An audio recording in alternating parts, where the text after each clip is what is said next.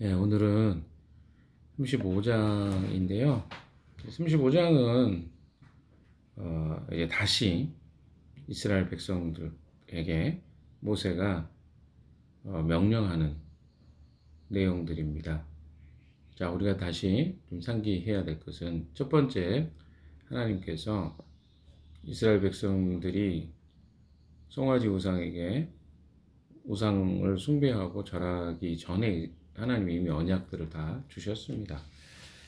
그리고 여기 오늘 나온 내용들은 새로운 내용이 아니고 이미 하나님이 한번 쭉 언급해 주셨고, 제가 여러분에게 이런 내용들에 대해서 하나하나 세세하게 이야기를 다뤘던 내용들입니다. 그래서 오늘 다시 똑같이 그때 했던 것처럼 다루지는 않겠습니다. 그러나 어떤 내용들을 다시 모세를 통해서 말씀하고 있는지를 살펴볼 필요는 있겠죠. 그래서 그때 우리가 좀 돌아보았던 것처럼 하나님 다시 이스라엘 백성들과 언약을 갱신하셨잖아요. 이스라엘 백성들이 실패했습니다. 하나님 섬기는 일에. 내버려 두니까 어떤 일이 일어났습니까? 예, 그들은 우상을 만들기 시작했죠. 근데 그 우상이 눈에 보이는, 자기들이 지극히 익숙하고 또 재미있어하고 즐거워하는, 좋아하는 것들로 우상을 만들었습니다. 그 결과 하나님께 굉장히 심각한 이 심판과 분노에 직면하게 되었습니다. 우리가 잘 기억하셔야 될 것은 하나님이 어떤 분이신가에 대해서 우리가 좀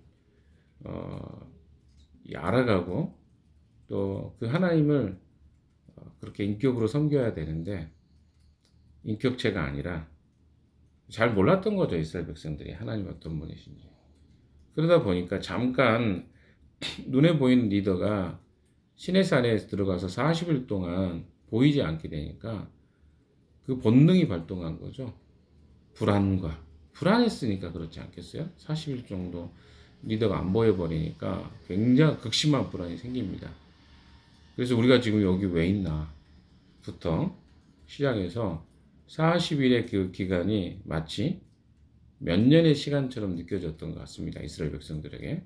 그래서 그들이 너무 자연스럽게 본능적으로 과거로 회귀하는 것들을 보게 됩니다. 이것은 뭐 이스라엘 백성들만이 아니라 우리에게도 동일한 일들 아닙니까? 우리의 삶에 하나님에 대해서 알아가고 있습니다. 그러면 하나님을 알아간다는 것은 인격적으로 하나님의 어떤 분이신가를 배워가는 것을 말합니다. 정보와 지식뿐만 아니라 삶의 영역 속에서 하나님을 하루하루 경험하는 것입니다. 그러면서 하나님에 대해서 알아가는 것이죠. 자, 그런데 이런 하나님에 대한 알아감이 하루하루 쌓이다 보면 우리의 그 경험 속에 하나님 이런 분이야 라고 하는 어떤 정의들이 내려져야 되는데, 그것들이 정확하게 정리되지 않았을 때는 무슨 현상이 생기냐면 하나님을 내가 과거에 경험했던 삶의 방식으로 섬기게 돼요. 그러면 그게 뭐가 튀어나오겠습니까? 과거의 경험, 내가 체험했던 그 정보, 지식 이런 것들이 전부 짬뽕이 돼서 하나님을 하나님이 아닌 내가 알고 있는 어떤 존재, 인간으로부터 경험됐던 어떤 또 내 삶의 인생의 삶에 있어서 인식하고 있는 어떤 정보들로 하나님을 섬기는 현상이 생기는 것이죠. 그것이 이스라엘 백성들이 행했던 잘못이었습니다. 하나님을 인격으로 알지 못하고 어떻게 알았다는 것이죠? 비인격적 존재로 하나님을 생각합니다. 그래서 형상으로 하나님 만들어버리죠. 그리고 자기들이 좋아하는 형태의 신으로 바꿔버렸습니다. 그리고 다시 지금 하나님이 이스라엘 백성들에게 하나님이 어떤 분인가를 다시 가르쳐요. 똑같은 내용이에요. 뭐가 차이가 있을까요? 그들의 자세가 조금 차이가 있었습니다. 그들은 징계를 통해서 하나님이 말씀하신 것이 가볍게 말씀하고 있는 것이 아니라 진짜 이스라엘 백성들에게 주로서 말씀하고 계신 것을 이제 드디어 깨닫게 됐습니다. 왜? 많은 사람이 죽었습니다. 3,000명 이상이 죽었죠. 그리고 하나님이 그들을 버릴 정도의 위기 가운데서 모세를 통해서 다시 한번 하나님을 신뢰하고 회복하는 것에 대해서 마음을 갖게 되었습니다.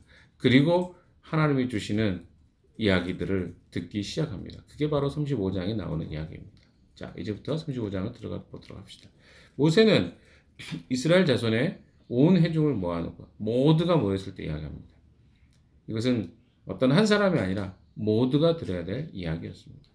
주님께서 당신들에게 실천하라고 명하신 말씀을 이라합니다. 과거에 똑같이 이런 이야기를 드렸습니다. 그런데 그들은 귀담아 듣지 않았던 내용이죠. 그러나 이들이 아픔, 하나님을 배신했던 행위 가운데서 이 사건이 있었기 때문에 어떻습니까? 다른 태도로 듣는 것이죠. 그래서 때로는 우리에게 징계와 조금의 아픔은, 고난은 유익이 되곤 합니다. 왜? 하나님을 이해하는데 때로는 고난이 우리에게 유익이 되기도 한다는 것이죠. 고난이 없다면, 아픔이 없다면 우리는 그것을 잘 진실하게 느끼지 못합니다. 우리가 그렇게 성실한 사람들이 아니에요. 한 번 말해가지고 듣는 그런 존재들이 아니라 뭔가 충격과 자극이 될 때만 그것을 사실로 받아들이는 경향이 우리에게 있습니다. 그래서 하나님이 가끔 우리를, 종종, 자주 징계하시는 이유가 그런 이유입니다. 2절을 보십시오. 안식일에 대한 이야기를 하십니다. 엿새 동안 일을 해야 합니다. 그러나 이른 날은 여러분들에게 당신들에게 거룩한 날, 곧 주님께 바친 완전히 쉬는 안식일입니다. 그날에 일을 하는 사람은 누구든지 사형에 처해야 합니다. 안식일 날에는 뭐 하라는 거죠? 거룩한 날로, 쉬는 날로. 일을 하는 사람은 누구든지 사형에 처해야 합니다. 안식일에 대한 이야기를 하고 있는데 쉬라는 것이죠. 쉰다는 의미가 무조건 아무것도 하지 말라는 사실은 의미는 아닌데, 초창기 이스라엘 백성들에게는 이것은 무조건 일을 해서는 안 된다는 율법으로 그들이 받아들였습니다. 근데 이 율법으로 일을 하지 않아야 될 것의 의미도 있었던 거죠. 그것은 하나님이 그들의 창조주 되심을 인정하는 행위가 일을 하지 않는 것이었어요. 왜? 인간은 일을 하지 않으면 살 수 없는 존재입니다. 그런데 일을 쉬라는 건 뭡니까? 자기 힘과 노력으로 살아가는 삶이 아니라, 나에게 창조주가 계시다. 나는 이 땅에 그냥 오지 않았고 하나님이라는 창조주에 의해서 이 땅에 오게 되었다라고 하는 것을 돌아보고 점검하는 시간입니다. 인간이 타락했기 때문에 이 안식일이 필요한 거죠. 그래서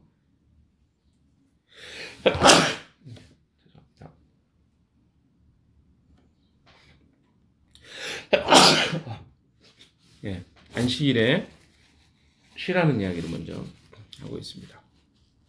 3절에도 읽어볼까요? 시작. 안식일에는 당신들이 사는 어디에서도 불을 피워서는 안 됩니다.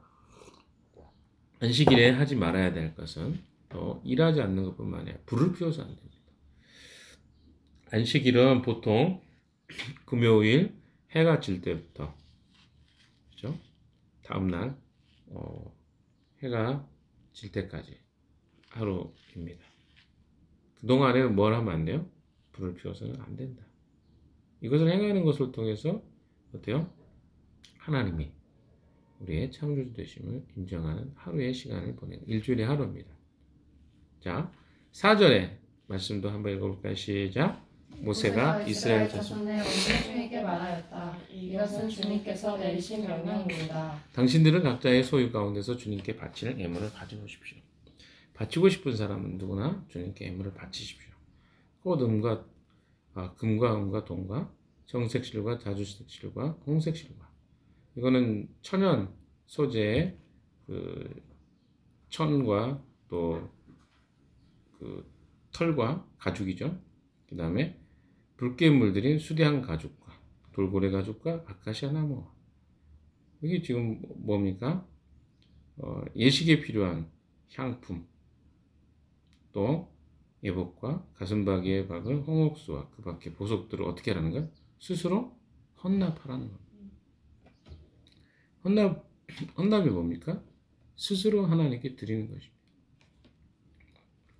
이 부분은 의무로 하지 않았습니다. 소유 가운데서 주님께 바치라는 거예요. 근데 우리가 소유 가운데 바치라는 이 말은 뭡니까? 나의 것들 가운데서 하나님께 드릴 것을 가져오라는 것이죠. 그런데 왜 그렇게 하나님은 하셨을까요? 성막을 만드는 일. 성막은요, 여러분, 하나님과 만남의 자리였어요. 물론 그들이 가볍게 들어갈 수 있는 장소는 아니었습니다.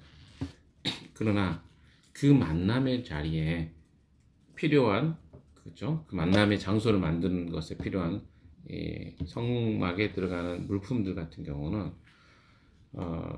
하나님이 지정한 대로 하지 않고 사람들의 소유를 함께 나누어서 만들도록 하셨다는 거죠. 근데 그걸 어떻게 하신 겁니까? 바치고 싶은 사람은 누구나. 이게 뭡니까? 자발적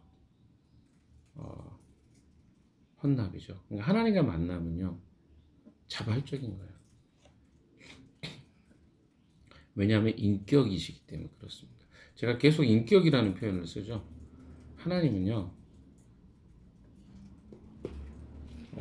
사람도 그렇지 않습니까? 기본적으로 누군가와 대화를 하고 교제를 할 때 의무적으로 로봇처럼 사람을 대하는 걸 누가 좋아합니까?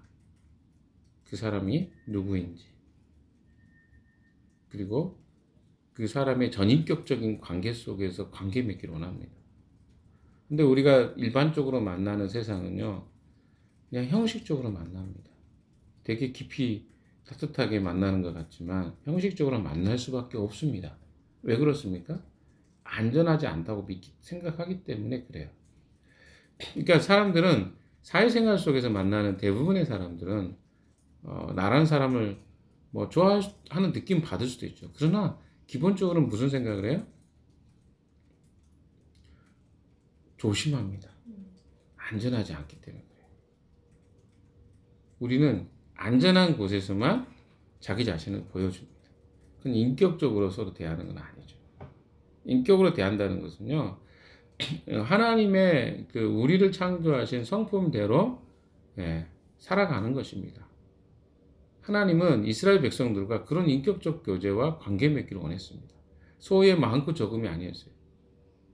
자기가 생각할 때 비례해서, 하나님과의 관계에 비례해서 물질을 바치고 싶은 사람들은 금, 은, 동도 괜찮고, 여기에 들어가는 그 청색실, 자주색실과 홍색실은 어디에 들어갑니까? 천막을 그 안쪽에 앙장과 외부 천막을 만드는 모든 것을 다 포함합니다. 그리고 안에서 사용하는 향품들이라든가, 또 에봇은 여러분 잘 아시죠? 대제사장이 쓰는 가슴에 박을 홍옥수와 그 밖에 보석들입니다. 이것은요, 대제사장은 하나님 앞에 나아갈 때 쓰는 그 이스라엘 백성들의 지파를 상징할 때 그 보석을 상징한다 그랬잖아요. 그러니까 그런 것까지도 바칠 수 있으면 다 바쳐라. 그럼 무슨 마음일까요? 정말 하나님을 향해서 마음이 있는 자들만 바치겠죠. 돈이 없는 자는 못 바치겠죠. 그러나 기꺼이 하고 싶은 사람은 바치라는 겁니다. 자발적. 어디에? 성막을 만드는 일에. 성막 자재를 만드는 것은 그런 거야. 그러니까 하나님과 만남에서는 우리의 자발적 태도가 굉장히 중요하다는 것을 다시 한번 강조해 주고 있습니다. 왜? 만남의 장소이기 때문에 그렇죠. 그럼 우리가 하나님과의 관계 안에서의 태도는 어때야 될까요? 자발적 태도 굉장히 중요합니다. 억지로 기도하고 억지로 헌금하고 이런 게 아니라 기꺼이, 그리고 생각하면서 하나님과 만남을 갖고 또 거기에 물질도 드리고 하라는 것을 말씀해 주고 계신 것입니다. 10절부터 봅시다.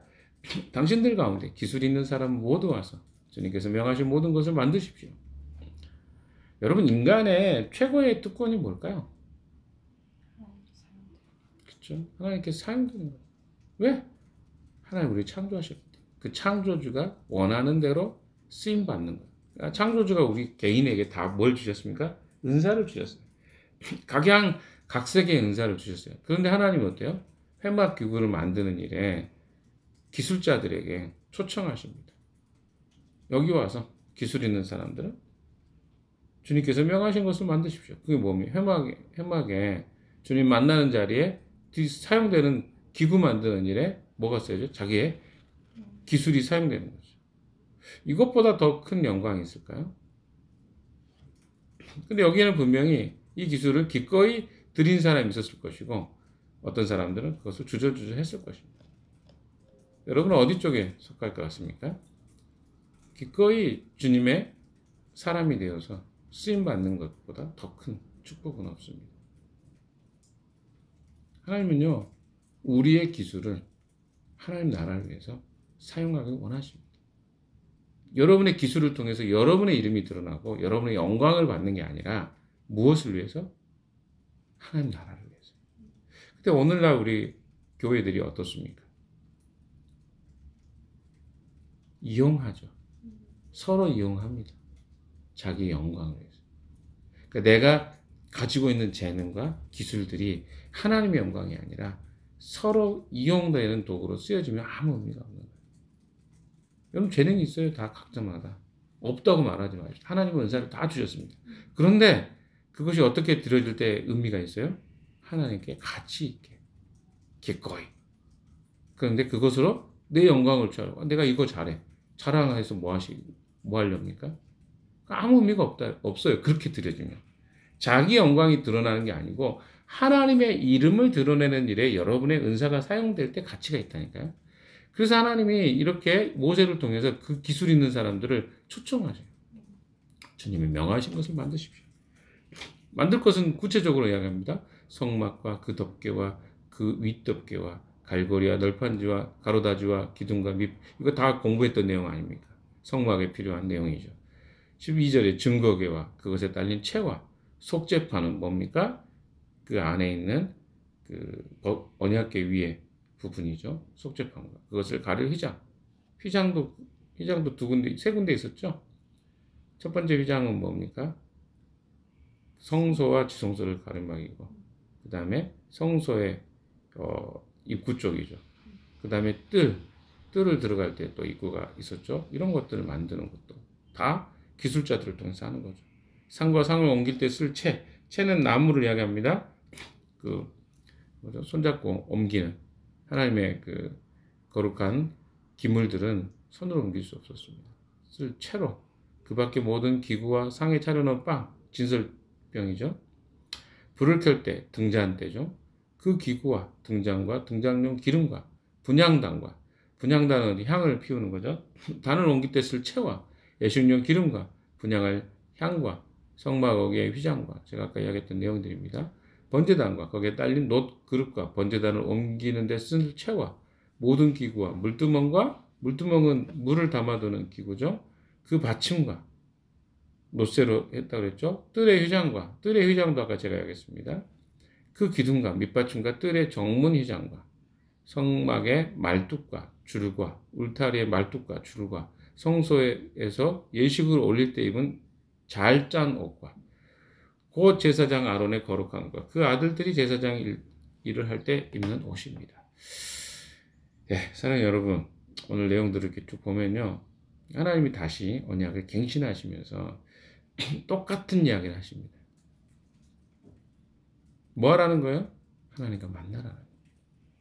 우리 인생에 하나님과 만남으로 우리 인생은 행복해지는 겁니다. 교제함으로. 왜? 우리는 그렇게 창조되었어요. 하나님과 교제하지 않고 하나님과 관계없이 살 때 우리는 무가치한 존재입니다.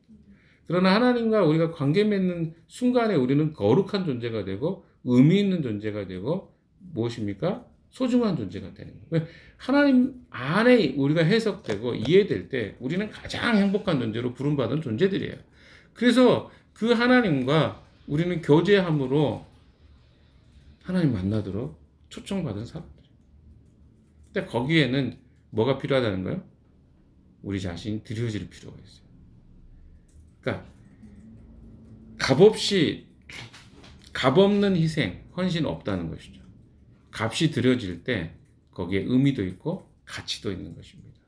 사람은요, 값을 지불하지 않는 것은 그렇게 큰 의미를 두지 않습니다. 나의 것을 나누고 희생하고 드려질 때 거기에 어때요? 내 마음이 담기는 거예요. 하나님을 섬긴다, 하나님의 공동체로 섬긴다, 하나님 나라를 세워간다. 이것들은 다 헌신이 필요한 겁니다. 그것이 때로는 시간이 될 수도 있고, 때로는 물질이 될 수도 있고, 때로는 우리의 마음이 되기도 합니다. 그런 의미에서 여러분, 하나님 나라를 우리 함께 세워가고 있는 중입니다. 하나님 나라는 뭡니까? 하나님이 이 땅에서 선언하신 것들이 아닙니까? 예수 그리스도가 오셔서 하나님 나라가 시작됐습니다. 회개하고 복음을 받아들인 자들에게는 하나님 나라의 문이 열리는 거예요. 그 길에 우리는 초청받아서 그것에 초대된 자들입니다. 그리고 이미 우리는 하나님 나라를 알아버렸어요. 그래서 나를 통해서 그 나라가 지금 완성되어져 가고 있는 것입니다. 그러면 우리가 어떤 삶을 살아야 되겠습니까? 단순하게 내가 구원을 받기 위해서 노력하고 애쓰는 삶이 아니라 이미 하나님께서 이 시작하시고 이루신 하나님 나라를 함께 세워가는 일에 우리가 드려지는 자들이 되어야 되겠죠. 그럼 거기에 뭐가 필요할까요? 아까 제가 이야기했던 세 가지가 다 필요하죠. 내가 드려야 될 헌신, 희생을 뭘로? 물질과 시간과 마음으로.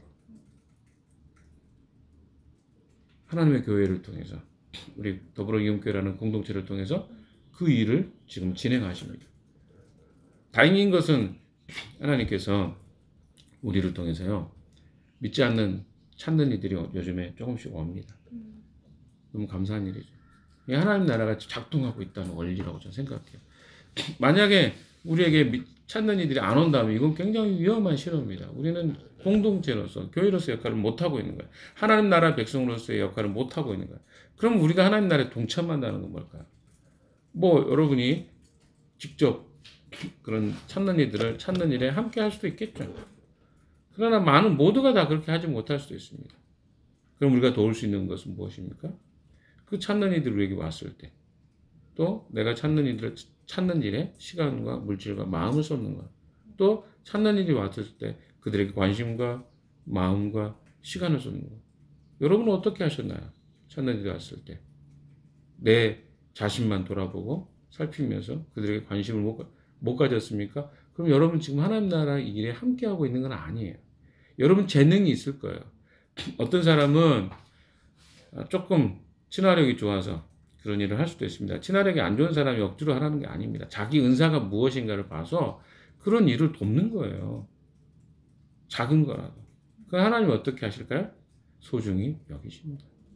하나님은요, 아주 사소하지만 작은 거라도 우리가 하나님 나라에 드려지는 것에 대해서 다 의미 있다, 가치 있다 생각하십니다. 나는 아무것도 할 수 없어. 그런 거 없어요. 다 할 수 있습니다. 우리가 하지 않은 것 뿐이죠. 자, 이제 생각을 좀 잘 해보십시오. 앞으로 하나님 나라의 백성으로 어떻게 공동체와 그 일들을 함께 해나갈 것인지 스스로 생각해 보시고요. 또 제가 이야기 드렸던 물질과 시간과 마음을 쏟는 일에 함께 참여하고 동역했으면 좋겠습니다. 우리에게 찾는 이들이 오고 있습니다. 그들이 잘 정착할 수 있도록 돕는 것도 우리의 역할이죠. 또 아직도 우리 가족이나 또 내가 알고 있는 친구들 중에 복음을 듣지 못한 사람이 있다면 그들을 위해서 우리가 내 마음을 쓰고 물질을 쓰고 또 헌신하는 것, 이것은요 하나님 나라를 세워가는 일이라고 생각합니다. 여러분 그 일에 오늘도 한 가지라도 헌신하는 하루 되시기를 주님의 이름으로 축원합니다. 기도합시다.